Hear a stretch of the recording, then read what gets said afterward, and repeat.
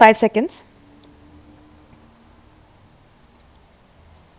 Mr. Vice Chairman, first of all, I must place on record my grateful thanks to the University Grants Commission for the work that they have done for the advancement of higher education. They have done good work and in full cooperation with the Education Ministry. This, I think, must encourage state governments to establish university grants commissions or committees in their respective states.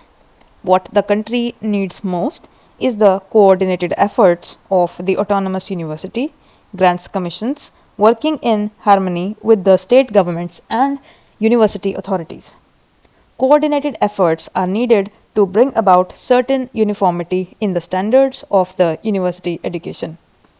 Without that, our educational advancement is bound to suffer from various tensions and difficulties.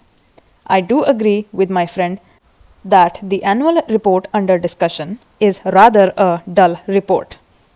At least it is not as bright as the two previous reports were. In the previous two reports, the University Grants Commission invited the attention of the nation to certain academic problems, to certain educational needs. Unfortunately, in this report, the University Grants Commission confines its remarks mostly to what has been achieved in the field of university education under the guidance and with assistance of the University Grants Commission. However, sir, it is not possible for me to agree with Mr. Santhanam that the University Grants Commission should not extend help to universities for the preservation of manuscripts. Manuscripts are of great importance so far as university libraries are concerned. It is the duty of universities to preserve those manuscripts, and it is the duty of the University Grants Commission to extend to universities the necessary financial assistance for maintaining and preserving the manuscripts in good order. Also, it is not possible for me, sir, to agree with my friend that today universities are enjoying too much of autonomy. I agree with the University Grants Commission, which 2 years ago remarked that freedom is vital for education and democracy, and I personally feel, sir, that on one plea or the other, university autonomy and academic freedom are being restricted rather than being extended as they must be. I do not think, sir, that a social purpose or a social value can be imparted in the teaching by a teacher through the imposition of restrictions on his freedom of thinking. I feel that teachers need academic freedom for discharging their duties in an efficient way.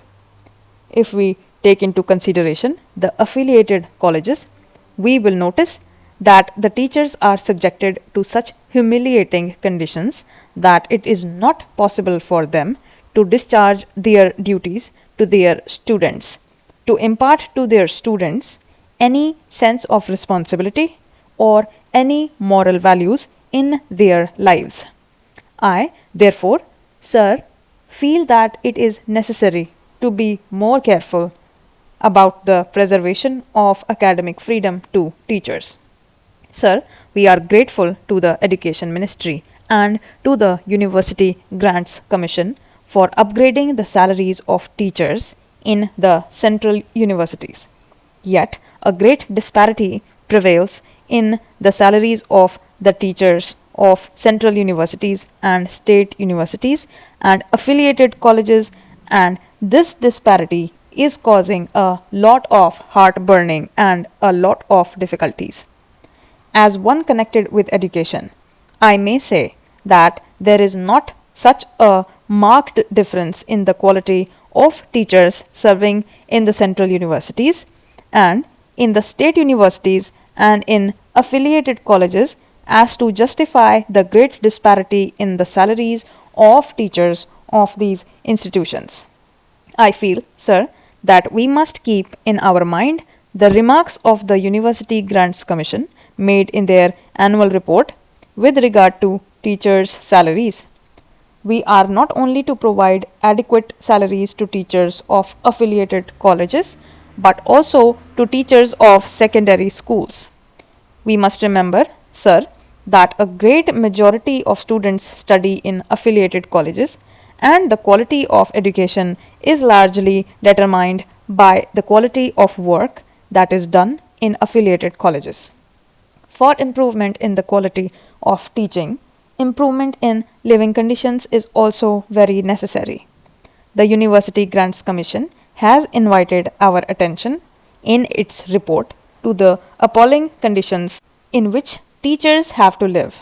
But unfortunately, the University Grants Commission has to admit that it does not seem likely that we shall be able to make anything more than the marginal contribution towards this practical need.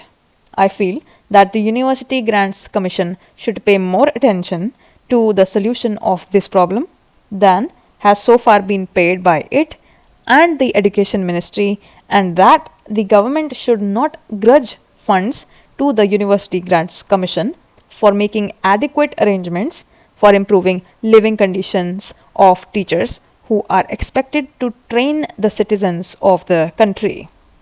Sir, in the University Grants Commission report, it is maintained that rupees 12,000 should be granted to every affiliated college for the welfare of the teaching staff, and that efforts should be made to provide them with quarters, and that too in the vicinity of the college where they teach.